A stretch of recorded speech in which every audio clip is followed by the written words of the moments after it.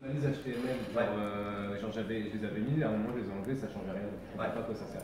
Genre juste les balises genre HTML et après tu la fermes, tu sais. En fait, pour l'instant, ça ne te sert à rien parce que ce qu'il faut savoir surtout, c'est que le HTML, ici, c'est que du texte. Ça vraiment, ça sert que à écrire du texte, ça sert à rien. Et après, on va faire du CSS. Donc ça, il va peut-être en parler dans l'interro, je sais pas, mais on n'en a pas fait.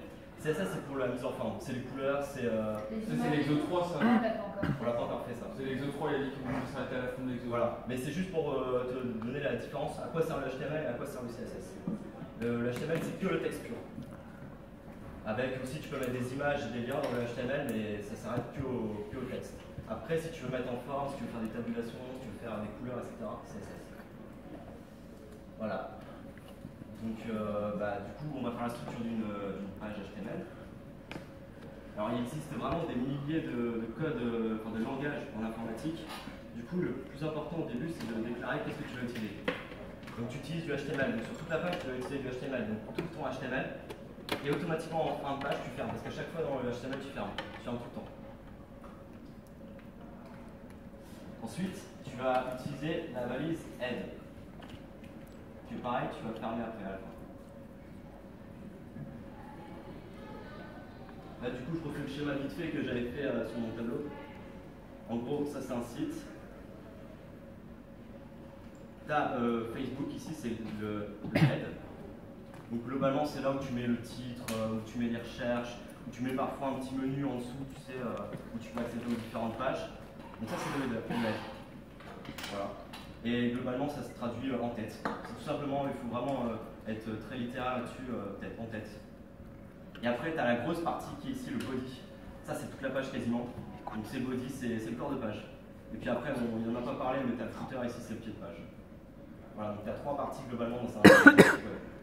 Du coup, automatiquement derrière le head, tu ouvres ton body, qui sera vraiment la partie énorme de ton site, parce que globalement le head ça tient sur 10 lignes max, et après le body c'est quasiment toute la page. Quoi.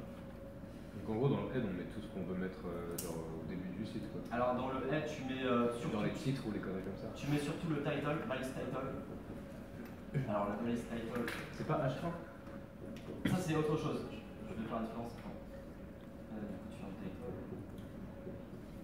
En gros, title, c'est le nom de la page. Et en gros, quand tu vas dans un navigateur, ici, si tu veux, tu tapes ton adresse W machin. Et juste en dessous, tu as l'onglet. Et tu as un petit titre sur l'onglet. C'est le titre de la page, c'est ton title. Donc le title, tu vas pas le voir en soi. Il est juste sur l'onglet. Mais il faut quand même le mettre dans head. De toute façon, il va te le demander, donc il faut le mettre dans head. Et voilà. Okay.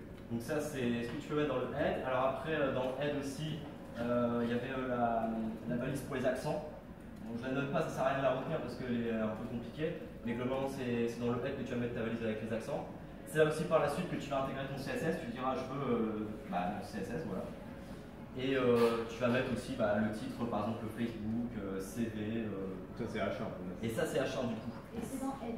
Et ça c'est dans head. Après tu peux le mettre dans body, hein, rien ne t'empêche, ça c'est vraiment libre.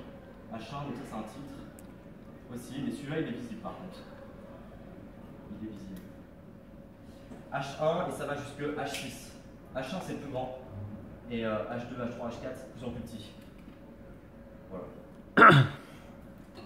D'ailleurs c'est H1. Voilà.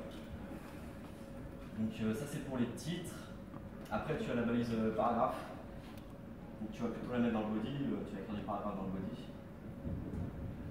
Et que tu refermes toujours derrière. C'est P. P la balise paragraphe. Tu mets tout dans un paragraphe pour que ce soit structuré. Et alors, peut-être une question là-dessus. Si en gros tu tapes dans ton éditeur de texte une phrase, tu tapes ta phrase, là tu veux au retour, tu veux passer une ligne, tu vas faire entrer. Mais le truc c'est que ton navigateur, lui, il ne compile pas, il prend tout collé. C'est-à-dire que même si tu as fait entrer ici, il va coller la phrase. Alors il y a une balise à connaître pour passer une ligne, c'est DF. Vous l'avez vu ça? Ah, oui. On a vu 100 ou Ouais, au début à la fin, non? tu peux mettre 100 ou avec, mais moi je mets 100. Non, c'est avec une fois, ça veut dire. T'es sûr que c'est pas sans le truc là? Moi je le mets avec et ça marche très bien, j'ai toujours fait avec VR. Après vous pouvez mettre 100, ça change rien. Et ça, c'est dans son cours au prof ou pas? Ouais, c'est dans son cours. La seule particularité de VR, c'est que toutes tes balises entre chevrons se ferment et celle-là elle se ferme pas.